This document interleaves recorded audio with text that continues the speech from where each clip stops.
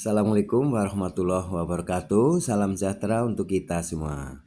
Bagaimana kabar Bapak Ibu, sahabat tenaga honorer maupun para non ASN ya, baik PNS dan P3K ya. Ini juga informasi penting ya bagi kita semuanya, terutama para tenaga honorer maupun non ASN ya.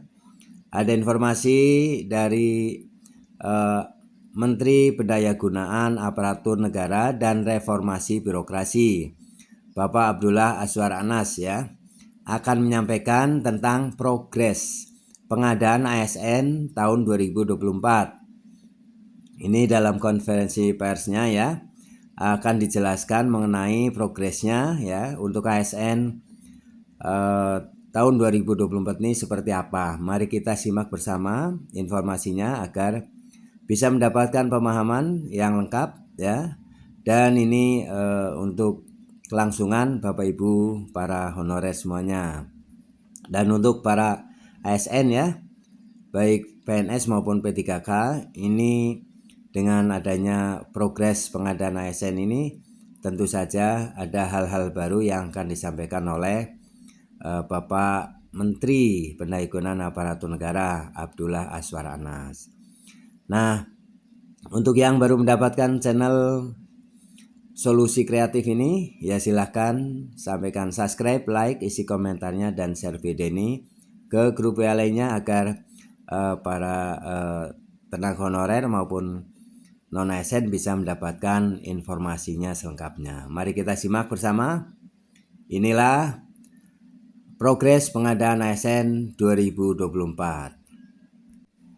Silakan. Bismillahirrahmanirrahim. Assalamualaikum warahmatullahi wabarakatuh.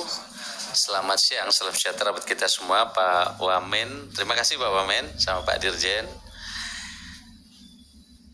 Om Swastiastu, Namo Buddhaya, salam kebajikan. Ambil benang untuk dipintal. Benangnya diimpor dari Australia. Mari sambut talenta digital, mewujudkan birokrasi berkelas dunia. Teman-teman sekalian kami hormati, terima kasih Pak Menkominfo ini yang telah memfasilitasi tempat kami. Di sebelah kanan saya adalah PLT Kepala BKN, Pak Yomo, Busesmen, kemudian PLT Deputi SDMA. Rekan-rekan sekalian, kami ingin menyampaikan progres rekrutmen ASN yang sebelumnya telah diumumkan bersama Bapak Presiden di Istana sebesar 2,3 juta sebelum pemilu yang lalu. Dan ini adalah rekrutmen terbesar sepanjang 10 tahun terakhir. Nah, kami ingin sampaikan progres dan ini ditunggu oleh banyak masyarakat termasuk fresh graduate, karena di dalam kebijakan tahun ini selain menyelesaikan non ASN yang tersisa 1,8 juta, termasuk di dalamnya XTHK 2 yang nanti akan dituntaskan, ini juga ada fresh graduate kurang lebih 600.000 orang. Tetapi kenapa ini tidak segera diumumkan? Karena tahun ini berbeda dengan tahun sebelumnya. Sebelumnya formasi detail langsung dari Kemenpan. Sekarang kami serahkan ke kementerian lembaga masing-masing termasuk pemerintah daerah. Karena pemerintah daerah yang tahu prioritas dan kementerian masing-masing. Ternyata justru ketika kita berikan ini bukan mudah dan ini membutuhkan koordinasi yang terus kita kerjakan. Yang semula deadline terakhir tanggal 5, kita perpanjang ke tanggal 20, kemudian kita perpanjang lagi ke tanggal 30. Sebagian kementerian lembaga sudah selesai mengirim informasi, sebagian belum. Saya ingin sampaikan teman-teman sekalian, Bapak Presiden memberikan arahan agar birokrasi kita ini bukan tumpukan kertas. Presiden berharap birokrasi ini berdampak. Maka kesibukan birokrasi yang menyebabkan tumpukan kertas, proses bisnis panjang ini harus kita pangkas. Yang kedua, Bapak Presiden memberikan arahan agar birokrasi ke depan lincah dan cepat. Maka formasi yang terdisrupsi oleh teknologi tahun ini tidak kita kabulkan. Begitu juga kita dorong sekarang formasi yang berisi salah satunya adalah talenta-talenta digital Karena ke depan pelayanan publik ini berbasis digital ID dan juga berbasis digital yang memudahkan masyarakat. Ke depan tidak lagi mengisi berulang-ulang, tapi cukup dengan face recognition, masyarakat tidak perlu lagi mengisi data yang berulang-ulang, tentu dengan sistem pemerintah berbasis elektronik nanti. Bapak sekalian saya hormati, dasar regulasi perencanaan kebutuhan ASN itu mengacu pasal 32 Undang-Undang 20 2023 tentang ASN dalam pasal tersebut bahwa Menpan RB menetapkan kebijakan dan seterusnya, di mana kebijakan perencanaan kebutuhan pegawai ASN merupakan panduan bagi instansi pemerintah dalam menyusun kebutuhan pegawai ASN. Instansi pemerintah menyusun rencana kebutuhan, kebijakan perencanaan kebutuhan pegawai ASN, dan seterusnya. Ibu dan Bapak sekalian saya hormati, kami ingin sampaikan bahwa berikut merupakan alur perencanaan kebutuhan ASN tahun 2024. Ini adalah alurnya, di mana pengusulan kebutuhannya dari instansi pemerintah, kemudian sebelumnya dari surat Pan RB, kemudian ada sarana prasarana yang mesti disiapkan dengan BKN, kemudian verifikasi, validasi rincian ada di BKN, dan seterusnya. Saya tidak ingin menjelaskan ini karena ini nanti akan terlalu teknis dan panjang. Tetapi kami langsung ingin sampaikan teman-teman sekalian bahwa pada Januari 2004 lalu Presiden telah mengumumkan ini adalah total kebutuhan ASN tahun 2004 sebanyak 2,3 juta yang diperuntukkan bagi pemerintah pusat sebesar lebih dari 429.000 dan pemerintah daerah sebesar lebih dari 1,8 juta. Ini yang kita Bapak Ibu bisa lihat. Kebutuhan tersebut tersebar untuk tenaga guru, tenaga kesehatan, dan tenaga teknis lainnya, termasuk untuk memenuhi ASN di Ibu Kota Nusantara. Nanti kami ingin sampaikan berapa yang sekarang sudah formasi dikeluarkan pemerintah untuk Ibu Kota Nusantara. Dan juga khusus penyelesaian talenta-talenta untuk talenta digital masa depan yang dibutuhkan oleh pemerintah. Penyusunan rincian kebutuhan ASN 2024 telah dilakukan tanggal 15 Maret 2024 sampai dengan 29 Maret 2024, diperpanjang hingga tanggal 30 April 2024. Namun masih terdapat instansi yang belum selesai melakukan rincian usulan, khususnya instansi yang mendapatkan alokasi formasi cukup besar. Kendala keterlambatan instansi yang disampaikan antara lain, instansi masih melakukan pemetaan jabatan. Salah satunya misalnya ada satu kementerian yang mendapatkan formasi 110.000 karena ini memang harus diselesaikan tuntas instansi vertikal dari atas sampai ke bawah sehingga memerlukan waktu. Keterlambatan informasi terhadap data non-ASN baik terkait jumlah pegawai, kualifikasi pendidikan, serta jabatan yang diusulkan. Kemudian belum selesainya memutakhirkan data jabatan oleh instansi pada pelayanan elektronik SIASN BKN. Nah, berdasarkan dasar usulan yang diajukan oleh PPK atau Pembina Kebagian Instansi Pemerintah, Menpan RB telah memberikan persetujuan prinsip formasi ASN tahun 2004 dan telah diserahkan kepada PPK pusat dan daerah. Total persetujuan prinsip formasi 2024 sebesar 1.289.824 formasi yang terbagi menjadi 427.650 formasi pada instansi pusat dan 862.174 formasi pada instansi daerah. Jadi di pemerintah daerah ini formasinya sangat besar. Nah, hingga tanggal 2 Mei 2024 pukul 20, 602 instansi pemerintah telah melakukan rincian ke dalam sistem layanan perencanaan SIASN BKN dengan rincian sebagai berikut. 4 instansi belum membuat rincian formasi, mohon maaf saya tidak menyebut instansinya, jadi tadi teman-teman nggak perlu nanya kepada kami. 36 instansi yang sedang menyusun rincian formasi, 39 instansi telah selesai menyusun rincian formasi, namun belum mengajukan digital signature atau DS SPTJM oleh PPK. Jadi harus ada surat pertanggungjawaban mutlak sehingga nanti jika diakibatkan formasi nama orang terkait dengan P3K ada yang keliru, nanti PPK-nya akan bertanggung jawab. Kemudian 371 instansi sedang dalam proses verifikasi dan validasi rincian formasi oleh BKN dan 152 rincian usulan instansi yang telah selesai verifikasi dan validasi oleh BKN dan sedang menunggu digital signature Peraturan Teknis Kepala BKN. Nah, berdasarkan data tersebut kami ingin sampaikan pemenuhan talenta digital untuk penempatan di IKN sebanyak 2.906 formasi yang sekarang, dan ini terus akan bertambah. Kemudian pemenuhan talenta digital untuk pemerintah daerah sebanyak 19.817 yang formasinya. Kemudian pemenuhan SDM APIP atau auditor, karena ini menjadi arahan Bapak Presiden untuk mendorong tata kelola pemerintahan yang lebih bagus. Fresh graduate tahun ini juga diperuntukkan untuk auditor. Sehingga kementerian, lembaga, dan pemerintah daerah yang belum mengusulkan formasi ini pasti kita tolak untuk diperbaiki, mengusulkan talenta digital di dalam auditor mereka. Nah, kemudian totalnya berapa? Pemenuhan SDM APIP sebanyak 794 atau 491 auditor dan 301 P2 UPD. Di sisi lain pemenuhan SDM untuk penempatan di IKN sebanyak 71.643 formasinya sampai sekarang ya, yang terdiri dari 14.114 CPNS dan 57.529 P3K.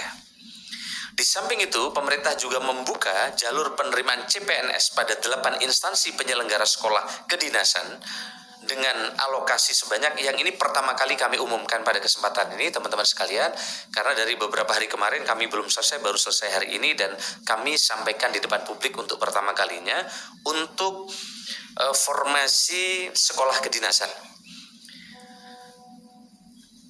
Ada 8 instansi penyelenggara sekolah kedinasan dengan alokasi sebanyak 3.445 formasi yang tersebar pada sekolah kedinasan dengan rincian sebagai berikut.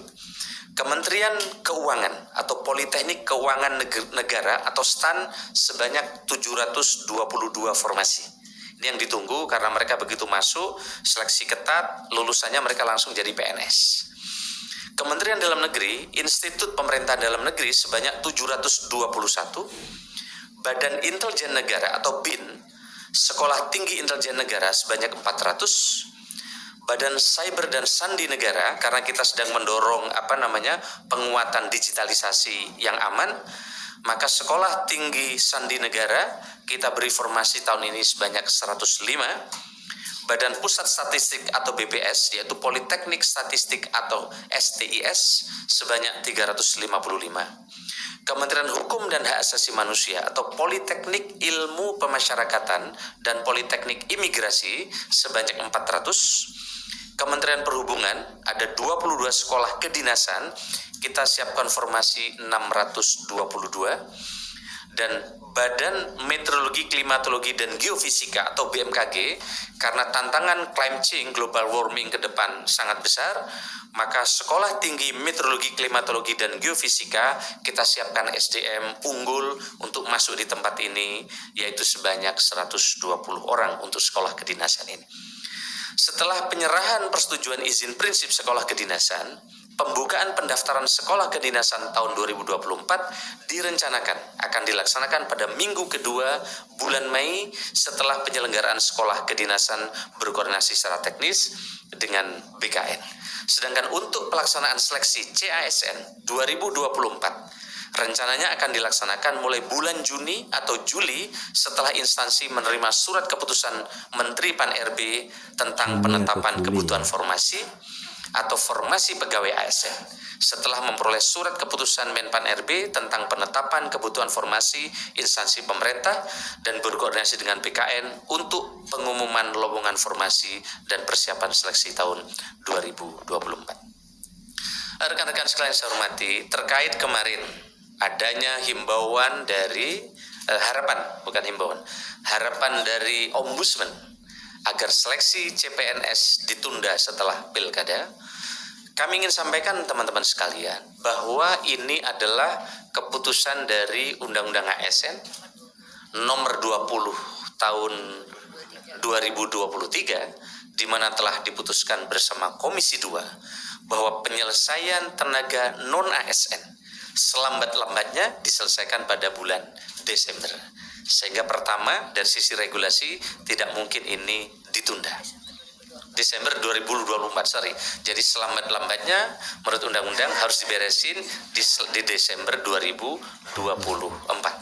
Yang ingin kami sampaikan bahwa tidak mungkin ada data baru yang dimasukkan oleh daerah karena telah dikunci di dalam pengumuman oleh Bapak Presiden di Istana Negara yang kami dampingi tadi, bahwa mereka yang bisa diselesaikan di tahun ini adalah yang telah terdaftar atau masuk di dalam database di BKN. Sehingga dengan demikian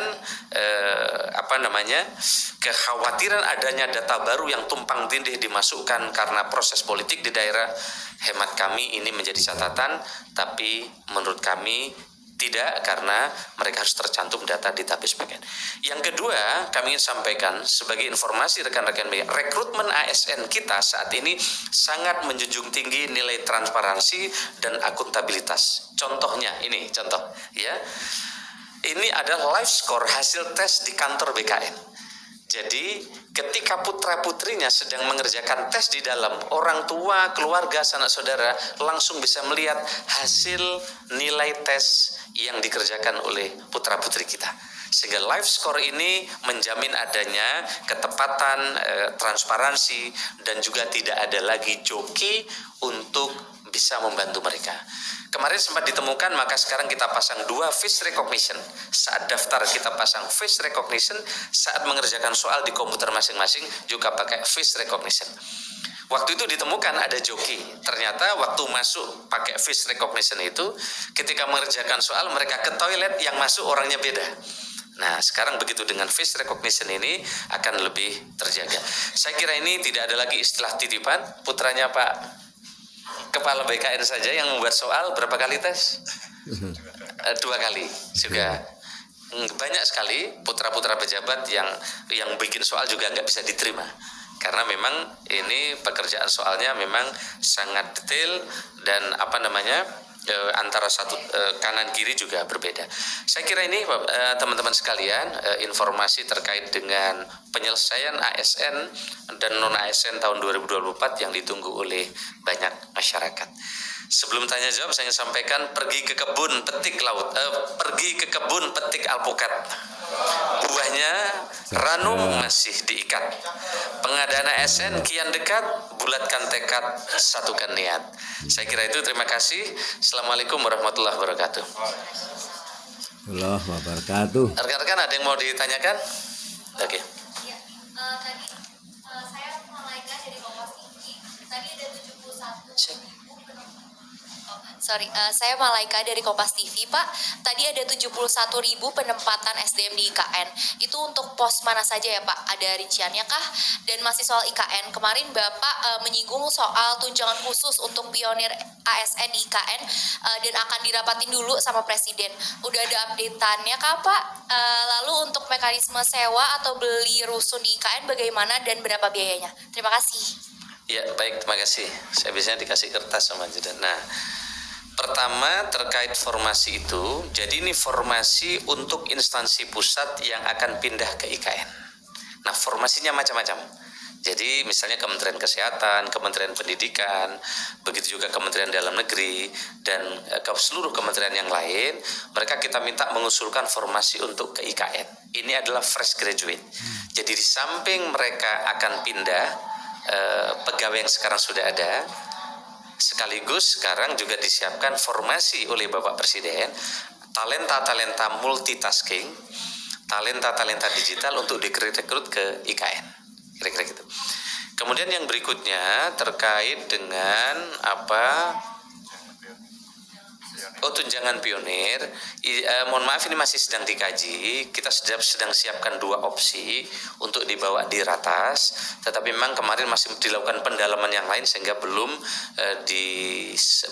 sempat dibahas di ratas. Mudah-mudahan tidak terlalu lama lagi ini akan segera dibahas di ratas untuk menentukan tadi.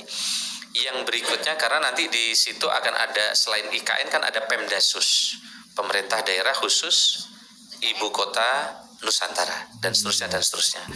Terkait hunian apartemen, ini hunian apartemen kita terus menunggu update yang terbaru berapa selesainya, sehingga nanti kita akan sesuaikan. Jadi pemerintah telah membuat beberapa opsi, mulai opsi 6.000, opsi 11.000 dan juga opsi 14.000. Yang kemarin saya sampaikan ketika opsi perpindahan ke IKN, termasuk jika hanya 47 tower selesai, itu nanti ada 47 tower untuk ASN dan TNI Polri, itu kurang lebih nanti akan ada, kalau ini yang jadi kurang lebih 3.500-an yang akan bisa pindah. Jadi kita siapkan dengan beberapa skenario.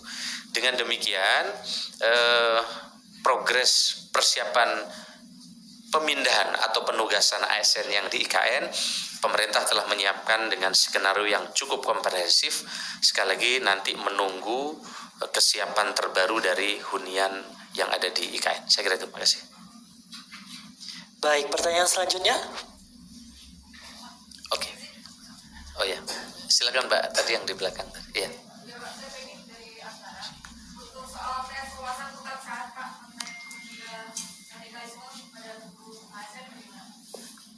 Baik, terima kasih.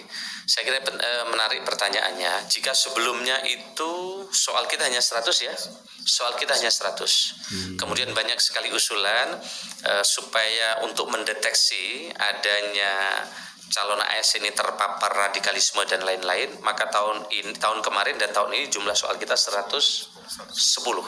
Nah, 10 soal itu telah dirumuskan oleh berbagai pakar untuk mendeteksi terkait dengan soal radikalisme. Tapi yang menarik adalah mandat dari Mensesnek kemarin, dari Istana, mana soal ini tidak hanya mampu menseleksi ASN yang pintar saja, tapi bagaimana dia segera adaptif, kemudian mereka juga punya motivasi belajar tinggi, sehingga mereka ke depan bisa lebih tangguh, tetapi juga mereka talenta digitalnya memang kuat di situ. Dan patriotis kira-kira itu. Saya kira itu. Pertanyaan selanjutnya. Ini ada Mbak tadi. Ya. Izin Pak, mau mendalami tadi yang soal tunjangan khusus, kan ada 2 opsi yang akan diserahkan ke Presiden. Boleh dijelasin lagi nggak opsinya tuh apa, dan kira-kira pertimbangan untuk memilih setiap opsinya itu seperti apa? Sama yang soal hunian di IKN, itu udah ada range-nya belum Pak? Tapi kira-kira harganya sekian, untuk eselon berapa, kategorinya juga seperti apa Pak? Terima kasih. Baik, makasih. Kalau saya sampaikan di sini nggak perlu ratas dong. Jadi kita sudah siapkan 4 opsi. Nanti kami sampaikan di ratas, hasilnya aja nanti saya sampaikan kepada. Jadi ada 4 opsi yang kita siapin. Kemarin kita sudah diskusi. Nanti mohon maaf saya sampaikan setelah di ratas, nanti saya sampaikan. Nah, terkait dengan apartemen itu tidak bayar. Ya, apartemen ini disiapkan oleh pemerintah. Yang pindah di tahap awal ini menurut saya banyak sekali dapat kelebihan. Pertama, apartemennya luasnya 98 meter persegi, view-nya bagus, titiknya strategis. Jadi yang pindah pertama dia akan mendapatkan fasilitas apartemennya bagus, luas, dan lokasinya strategis. Jadi view-nya itu 180 derajat lihat alam. Jadi ASN insya Allah lebih fresh di sana. Apalagi nanti di sana tidak ada lagi mobil yang bukan mobil listrik. Mbaknya punya mobil Mercy pun kalau nggak listrik nggak boleh masuk. Jadi di situ memang sangat segar, dan kemarin Pak Menteri PU lapor kepada Pak Presiden, jalannya itu kalau nggak salah akan ada 9 lajur ya, sehingga cukup besar, sehingga jalur itu selain untuk kegiatan di IKN itu direncanakan oleh Bapak Presiden setiap bulan akan ada festival budaya, sehingga bisa menjadi pertemuan kebudayaan nasional dan internasional di IKN. Dan kemarin progres terbaru dari Pak Mensesnek, di setiap apartemen di bawah segera akan ada sekolah-sekolah sebagai daya dukung bagi putra-putri ASN yang akan pindah. Mulai TK, SD, SMP, SMA yang unggulan yang sedang segera dipersiapkan oleh pemerintah. Saya kira itu. Mendalami terkait permintaan dari Ombudsman. Tadi Bapak sempat menyebut ada recognition dan sebagainya. Kita tahu bahwa Ombudsman menyebut bahwa tidak ingin membuat proses CASN ini kemudian menjadi alat politik. Nah, apakah sudah ada caranya, mengingat memang biasanya kemudian saat kampanye dijadikan janji politik. Bisa nggak sih seorang calon kepala daerah kemudian menjanjikan itu dan sistem bisa mencegah itu nggak? Seperti itu Pak. Iya. Saya kira Presiden kan sudah mengumumkan di Januari kemarin bahwa akan ada formasi 2,3 juta, udah jelas. Dan akan ada penyelesaian tenaga non ASN itu 1,7 juta, 1,7 juta. Dan kita juga sudah umumkan bahwa data non ASN yang bisa diselesaikan adalah harus sudah masuk di database BKN. Yang tidak ada di database BKN tidak bisa diselesaikan. Jadi dikunci di situ. Mungkin teman-teman di Ombudsman mungkin sebagian belum mendapatkan informasi ini. Yang kedua adalah seluruh data yang masuk di BKN harus surat pertanggungjawaban mutlak kepala daerah. Memang dulu mungkin ya di daerah-daerah untuk pengangkatan tenaga non ASN ini kadang mereka dijanjikan, tapi sekarang kan udah nggak boleh lagi. Sekarang tidak boleh lagi ada pengangkatan tenaga non ASN. Ya, jika ada pengangkatan tenaga non ASN itu menyalahi undang-undang, menyalahi aturan. Sehingga para kepala daerah yang berjanji akan kampanye, mereka tidak bisa lagi ngangkat kecuali nanti mereka yang meninggal, yang mengundurkan diri itu bisa diisi, itu pun nanti prosesnya akan sangat ketat. Untuk seleksi CPNS tidak mungkin, tidak ada celah menurut saya. Karena semua masyarakat sekarang bisa mendaftar dan masyarakat bisa mengontrol siapa yang diterima dan mereka juga langsung bisa tahu hasil tes seleksi. KPK saja tes di tempat kami, begitu juga Akmil, kemudian Kemlu, para diplomat sekarang sangat ketat karena tesnya juga ikut di tempat kami. Begitu juga Kejaksaan Agung, Mahkamah Agung. Yang tahun ini Kejaksaan Agung kita beri formasi cukup besar, yaitu 40 ribuan formasi hari ini kita berikan ke Kejaksaan Agung dengan harapan ke depan jaksa-jaksa yang baik, yang kompeten, yang punya talenta digital akan terpilih. Begitu juga di Mahkamah Agung ya. Di Mahkamah Agung total berapa sekarang? Hakim berapa ya? Oke. Tahun ini kami ingin umumkan juga teman-teman sekalian ada formasi untuk hakim. Jadi untuk teman-teman dari yang punya latar belakang yang sama, yang punya keinginan untuk menegakkan hukum di Indonesia, teman-teman bisa melamar untuk menjadi calon hakim yang tahun ini formasinya kurang lebih 20.000. Jadi sangat besar. Sehingga dengan demikian di daerah-daerah yang selama ini kekurangan hakim akan segera bisa terisi. Ini kami merespon setelah Ketua Mahkamah Agung menghadap Bapak Presiden, kemudian beliau berkoordinasi dengan kami tentang kurangnya hakim di berbagai tempat di seluruh Indonesia dan kurangnya jaksa di berbagai daerah di Indonesia. Maka tahun ini kita ingin selesaikan dengan formasi yang telah disetujui oleh Bapak Presiden. Satu lagi mungkin Bapak.